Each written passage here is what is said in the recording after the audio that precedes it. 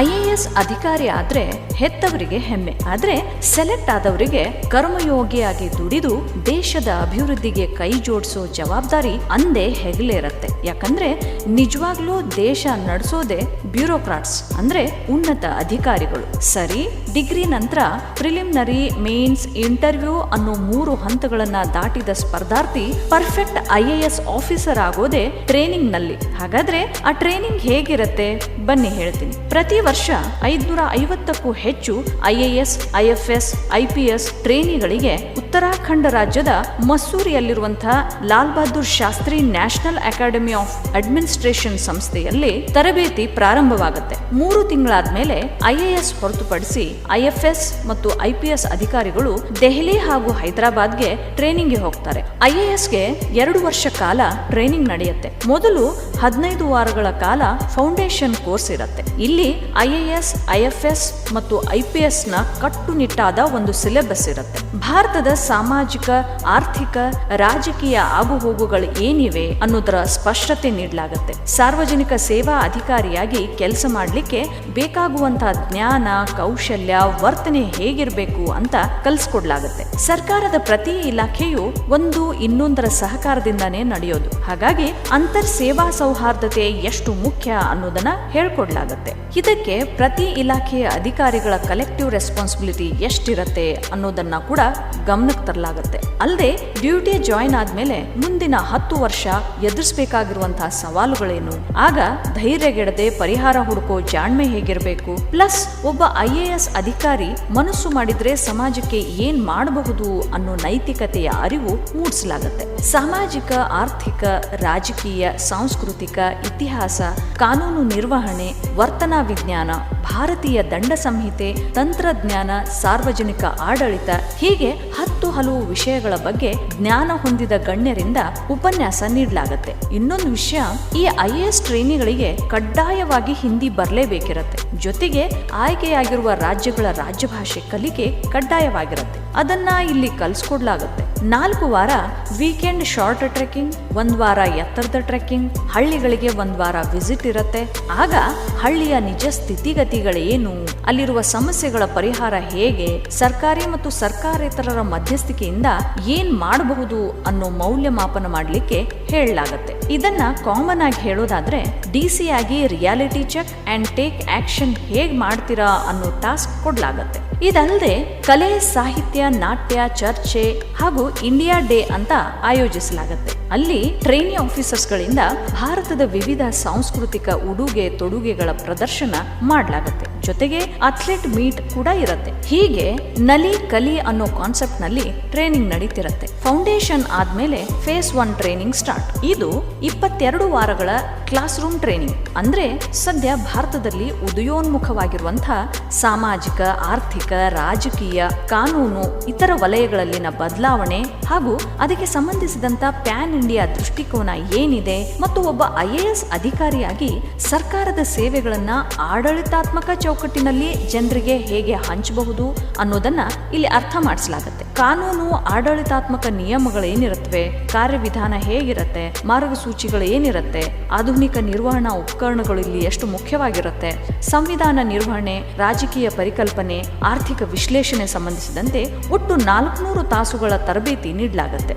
ಆಡಳಿತ ನಿರ್ವಹಣೆಗೆ ಪ್ರಾದೇಶಿಕ ಭಾಷೆಯ ಕಲಿಕೆ ಎಷ್ಟು ಮುಖ್ಯ, ಅಷ್ಟೇ ಮುಖ್ಯವಾಗಿ ಆ ರಾಜ್ಯದ ಹಿನ್ನೆಲೆ ಒಬ್ಬ DCಗೆ ಗೊತ್ತಿರಬೇಕು. ಪರಿಣಾಮಕಾರಿಯಾದಂತಹ ಸಂವಹನ ಕೌಶಲ್ಯವಿರಬೇಕು, ಸರಿಯಾದ ವರ್ತನೆ, ದೈಹಿಕ ಸದೃಢತೆ, ಜೊತೆಗೆ ಶೀಲಂ ಪರಮಭೂಷಣಂ ಅಂತ ಶುದ್ಧ ಚಾರಿತ್ರ್ಯದ ನಿರ್ವಹಣೆಯ ಪಾಠ ಕೂಡ ಹೇಳ್ಕೊಡ್ಲಾಗುತ್ತೆ. ನಂತರ ಚಳಿಗಾಲದ ಪ್ರವಾಸ ಅಂದ್ರೆ ಭಾರತ್ ದರ್ಶನ್ 6 ರಿಂದ 7 ವಾರಗಳ ಕಾಲ ಪ್ರವಾಸಕ್ಕೆ ಕಳಿಸಲಾಗುತ್ತೆ. ಅಲ್ಲಿ ಭಾರತದ ಸಶಸ್ತ್ರ ಪಡೆಗಳು, ಸಾರ್ವಜನಿಕ ವಲಯ, ಖಾಸಗಿ ವಲಯ, ಪುರಸಭೆ ಸಂಸ್ಥೆಗಳು, ಸ್ವಯಂ ಸೇವಾ ಸಂಸ್ಥೆಗಳು, ಬುಡಕಟ್ಟು ಪ್ರದೇಶ, ಇ ಗವರ್ನೆನ್ಸ್ ಹೇಗೆ ನಡೆಯುತ್ತೆ ಅನ್ನೋದನ್ನ ಹತ್ತಿರದಿಂದ ನೋಡುವುದಲ್ಲದೆ ನಮ್ಮ ದೇಶದ ವಿವಿಧತೆಯನ್ನ ತಿಳಿಸಿಕೊಡ್ಲಾಗತ್ತೆ. ಒಟ್ಟು 18 ರಿಂದ 20 ತಂಡಗಳಾಗಿ ಇವರನ್ನ ವಿಭಾಗಿಸಲಾಗಿರುತ್ತೆ. ಸರಿಸುಮಾರು 20,000 ಕಿಲೋಮೀಟರ್ ಕ್ರಮಿಸಿ ಮತ್ತೆ ಇವರು ವಾಪಸ್ ಅಕಾಡೆಮಿಗೆ ಬರ್ತಾರೆ.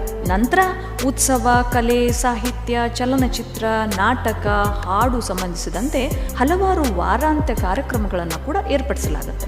ಜೊತೆಗೆ ಇಂಟರ್ ಸರ್ವಿಸ್ ಮೀಟ್ ಅಂದ್ರೆ ಬೇರೆ ಬೇರೆ ಸೇವೆಗಳಲ್ಲಿರುವಂತಹ ಟ್ರೈನಿ ಆಫೀಸರ್ಸ್ಗಳ ಮೀಟ್ ಅನ್ನ ಆಯೋಜಿಸಲಾಗಿರುತ್ತೆ. ಇಲ್ಲಿ ಈಸ್ಟ್, ವೆಸ್ಟ್, ನಾರ್ತ್, ಸೌತ್ ಅಂತ 4 ಝೋನ್ಗಳ ರಾಜ್ಯಗಳಿಗೆ ತಕ್ಕಂತೆ ಅಧಿಕಾರಿಗಳನ್ನ ವಿಭಾಗಿಸಲಾಗುತ್ತೆ. ಇದಾದ್ಮೇಲೆ 1 ವಾರ ರಜೆ ಕೂಡ ಸಿಗುತ್ತೆ. ಇದಾದ್ಮೇಲೆ ಫೇಸ್ 2 ಟ್ರೈನಿಂಗ್ ಸ್ಟಾರ್ಟ್. 6 ವಾರಗಳ ಕಾಲ ಅಕಾಡೆಮಿಯಲ್ಲಿ ಹಿರಿಯ ಜಿಲ್ಲಾ ಪಂಚಾಯತ್ ಸಿಇಒ, ಮುನ್ಸಿಪಲ್ ಕಮಿಷನರ್, ಜಿಲ್ಲಾಧಿಕಾರಿಗಳು ತಾವು ಕಾರ್ಯನಿರ್ವಹಿಸುವಾಗ ಎದುರಿಸಿದ ಸವಾಲುಗಳು, ಸೇವಾ ತೃಪ್ತಿಯ ಬಗ್ಗೆ ಹಾಗೂ ಆಡಳಿತ ನಿರ್ವಹಣೆಯ ಸವಾಲು, ತಂತ್ರಜ್ಞಾನ, ಆರ್ಟಿಫಿಷಿಯಲ್ ಇಂಟೆಲಿಜೆನ್ಸ್, ದೊಡ್ಡ ಡಾಟಾಗಳ ವಿಶ್ಲೇಷಣೆ ಕುರಿತು ಪೂರ್ಣ ದಿನದ ಉಪನ್ಯಾಸ ನೀಡುತ್ತಾರೆ. ದೇಹದ ಸದೃಢತೆಗೆ ಕ್ರೀಡೆ, ರಿವರ್ ರಾಫ್ಟಿಂಗ್ ಆಯೋಜಿಸಲಾಗಿರುತ್ತೆ. ಇದೇ ಅವಧಿಯಲ್ಲಿ 1 ವರ್ಷಗಳ ಕಾಲ ಜಿಲ್ಲಾ ಆಡಳಿತದ ತರಬೇತಿಗೆ ಕಳಿಸಿಕೊಡಲಾಗುತ್ತೆ. Assistant DC, tahsildar, block development officer, executive officers, urban area sub divisional magistrate ಆಗಿ ಭಾರತೀಯ ಜಿಲ್ಲಾ ಆಡಳಿತ ಹೇಗೆ ನಡೆಯುತ್ತೆ ಅನ್ನೋ ಪ್ರಾಕ್ಟಿಕಲ್ ಟ್ರೈನಿಂಗ್ ಪಡೀತಾರೆ. ಪ್ರಸಕ್ತ ಜಿಲ್ಲಾಡಳಿತದ ಧನಾತ್ಮಕ ಮತ್ತು ಋಣಾತ್ಮಕ ಏನ್ ವಿಷಯಗಳಿದಾವೆ ಅದನ್ನ ಅರಿತು ಏನ್ ಬದಲಾವಣೆ ಮಾಡಬಹುದು ಅನ್ನೋ ವಿವೇಚನಾ ಸಾಮರ್ಥ್ಯವನ್ನ ಹೆಚ್ಚಿಸಲಿಕ್ಕೆ ಇಲ್ಲಿ ಕಳಿಸಿಕೊಡ್ಲಾಗುತ್ತೆ. ಜಿಲ್ಲೆಯನ್ನ ಸಂಭಾಳಿಸುವ ಶಕ್ತಿ ಹಾಗೂ ಸೇವೆಗಳನ್ನ ತಲುಪಿಸುವ ಸವಾಲುಗಳನ್ನ ಅರ್ಥೈಸಿಕೊಡ್ಲಾಗುತ್ತೆ. ಜನರ ಸಮಸ್ಯೆಯನ್ನ ಆಲಿಸುವುದು, ಜನರೊಂದಿಗೆ ಸಂವಹನ ಕೌಶಲ್ಯ ಹಾಗೂ ಸಹಾನುಭೂತಿ ಎಷ್ಟು ಅವಶ್ಯಕ ಅನ್ನೋದನ್ನ ಪ್ರಾಕ್ಟಿಕಲಿ ಅರ್ಥ ಮಾಡಿಸಲಾಗುತ್ತೆ. 52 ವಾರಗಳ ಜಿಲ್ಲಾಡಳಿತ ಟ್ರೈನಿಂಗ್ ಆದ್ಮೇಲೆ ತುಂಬಾ ಮುಖ್ಯವಾಗಿರುವಂತಹ ಅಸಿಸ್ಟೆಂಟ್ ಸೆಕ್ರೆಟರಿಶಿಪ್ ಟ್ರೈನಿಂಗ್ 8 ವಾರಗಳ ಕಾಲ ನಡೆಯುತ್ತೆ. ಇದ್ರ ಬಗ್ಗೆ ಹೇಳೋದಾದ್ರೆ 2014 ಮುಂಚೆ ಕೇವಲ 1 ವರ್ಷದ ಜಿಲ್ಲಾಡಳಿತ ಟ್ರೈನಿಂಗ್ ಮೂಲಕ IAS ತರಬೇತಿ ಅಂತ್ಯವಾಗ್ತಿತ್ತು. ಆದ್ರೆ ಮೋದಿ ಗವರ್ಮೆಂಟ್ ಬಂದ ಮೇಲೆ ಪ್ರಾಕ್ಟಿಕಲ್ ಟ್ರೈನಿಂಗ್ಗೆ ಮತ್ತು ಪಾಲಿಸಿ ಮೇಕಿಂಗ್ಗೆ ತುಂಬಾ ಇಂಪಾರ್ಟೆನ್ಸ್ ನೀಡಲಾಯಿತು. ಯಾಕಂದ್ರೆ ನಿಜವಾಗ್ಲೂ ದೇಶ ನಡೆಸೋದೇ ಬ್ಯೂರೋಕ್ರಾಟ್ಸ್. ಇದನ್ನ ಗಮನದಲ್ಲಿಟ್ಟುಕೊಂಡು 2015ರಿಂದ ಮಿಷನ್ ಕರ್ಮಯೋಗಿ ಅನ್ನೋ ವಿಶೇಷ ಕಾರ್ಯಕ್ರಮವೊಂದನ್ನ ಜಾರಿಗೆ ತರಲಾಯಿತು. ಇದರಿಂದ ಭಾರತದ ಆಡಳಿತ ವ್ಯವಸ್ಥೆಯಲ್ಲಿರುವಂತಹ ಸೂಕ್ಷ್ಮ ವ್ಯತ್ಯಾಸಗಳನ್ನ ನೋಡಲು, ಕೆಲಸ ಮಾಡಲು, ಅರ್ಥ ಮಾಡಿಕೊಳ್ಳಲು ಅನುವು ಮಾಡಿಕೊಡುವ ಉದ್ದೇಶ ಆಗಿತ್ತು. ಈ ಟ್ರೈನಿ ಆಫೀಸರ್ಸ್ಗಳು ಆಡಳಿತದ ಬಗ್ಗೆ ತಿಳಿದುಕೊಂಡು ಬದಲಾಯಿಸಲು ಇಚ್ಛಿಸುವ ವಿಷಯಗಳ ಪ್ರೆಸೆಂಟೇಷನ್ ಅನ್ನ ರೆಡಿ ಮಾಡಬೇಕು. ಇದನ್ನ ಖುದ್ದು ಭಾರತದ ಪ್ರಧಾನಿಯವರೇ ವೀಕ್ಷಿಸ್ತಾರೆ. ಯಾಕಂದ್ರೆ ಇವರಿಗೆ ಕೇಂದ್ರ ಮಂತ್ರಿಮಂಡಲದ ವಿವಿಧ ಸಚಿವಾಲಯಗಳಿಗೆ ಪ್ರಾಕ್ಟಿಕಲಿ ಟ್ರೈನಿಂಗ್ ಆಗಿ ನಿಯೋಜಿಸಲಾಗಿರುತ್ತೆ. ಅಲ್ಲಿ ಪಾಲಿಸಿ ಮೇಕಿಂಗ್ ಅಂದ್ರೆ ಸರ್ಕಾರದ ನೀತಿ ಹೇಗೆ ರಚನೆಯಾಗತ್ತೆ, ಅದು ಜಾರಿಗೆ ಬರುವ ಪರಿ ಹಾಗೂ ಅದರ ಒಳಿತು ಕೆಡಕಿನ ಸೂಕ್ಷ್ಮತೆಯನ್ನ ತಿಳಿಸಿಕೊಡ್ಲಾಗುತ್ತೆ. ಹಾಗಾಗಿ ಮಿಷನ್ ಕರ್ಮಯೋಗಿ ಅನ್ನೋ ಕಾರ್ಯಕ್ರಮ ಇಡೀ IAS ಟ್ರೈನಿಂಗ್ ನಲ್ಲೇ ಬಹು ವಿಶೇಷವಾಗಿರುತ್ತೆ. ಇದಾದ್ಮೇಲೆ ಈ ಅಧಿಕಾರಿಗಳಿಗೆ 1 ವಾರಗಳ ಕಾಲ ಫಾರಿನ್ ಸ್ಟಡಿ ಟೂರ್ಗೆ ಕಳಿಸಲಾಗುತ್ತೆ. ಬೇರೆ ದೇಶಗಳ ಯೋಜನೆಗಳ ಅಧ್ಯಯನ ಮಾಡಿ ಅವು ಒಳ್ಳೆಯದೆನಿಸಿದ್ರೆ ಭಾರತದಲ್ಲಿ ಅವುಗಳನ್ನ ಹೇಗೆ ಜಾರಿಗೆ ತರಬಹುದು ಮತ್ತು ಅವುಗಳ ಉಪಯೋಗಗಳ ವಿವರಣೆ ಕೇಳಲಾಗುತ್ತೆ. 2 ವರ್ಷಗಳ ಪೂರ್ಣಾವಧಿ ಟ್ರೈನಿಂಗ್ ಮುಗಿದ ಮೇಲೆ ಪ್ರತಿಯೊಬ್ಬ IAS ಟ್ರೈನಿಗೂ ಜವಾಹರ್ಲಾಲ್ ನೆಹರು ವಿಶ್ವವಿದ್ಯಾಲಯದ masters in public administration degree ನೀಡಲಾಗುತ್ತೆ. ಹಾಗೂ ಖುದ್ದಾಗಿ ಭಾರತದ ರಾಷ್ಟ್ರಪತಿಗಳು ಬಂದು ಭಾವಿಯ ಅಧಿಕಾರಿಗಳು ಟ್ರೈನಿಂಗ್ ನಲ್ಲಿ ಏನೆಲ್ಲ ಕಲಿತರು ಎಂಬ ವರದಿ ಪಡೆದು ಟ್ರೈನಿ IAS ಅಧಿಕಾರಿಗಳಿಗೆ ಜವಾಬ್ದಾರಿಯ ಕಿವಿಮಾತುಗಳನ್ನ ಹೇಳಿ ಕಾರ್ಯನಿರ್ವಹಣೆಗೆ ಸಾಗಲಿರುವ ಅಧಿಕಾರಿಗಳಿಗೆ ಶುಭಾಶಯ ತಿಳಿಸ್ತಾರೆ. ಇದು ಒಟ್ಟಾಗಿ ನಡೆಯುವಂತ IAS ಟ್ರೈನಿಂಗ್ ನ ಹೂರಣ ನಿಮ್ಮ ಮುಂದೆ. ಹಿತೈಷಿಗಳೇ, ಮತ್ತೆ ಹೊಸ ವಿಷಯದ ಜೊತೆ ಮತ್ತೆ ಬರ್ತೀನಿ.